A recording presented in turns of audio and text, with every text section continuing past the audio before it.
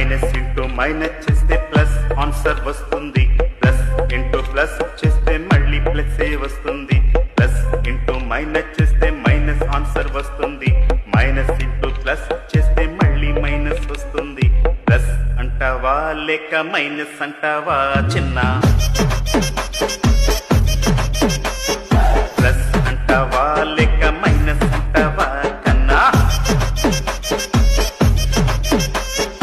A plus B is equal to C అవుతూ ఉందంటే closure property అని అర్థం చేసుకోవాలి. A plus B is equal to B plus A అవుతుంటే కమ్యూటేటివ్ ప్రాపర్టీ అని అర్థం చేసుకోవాలి. ప్లస్ అంటావా లేక మైనస్ అంటావా చిన్న? ప్లస్ అంటావా లేక మైనస్ అంటావా కన్నా? A plus B plus C A plus B plus C equal అవుతుంటే అసోసియేటివ్ ప్రాపర్టీ.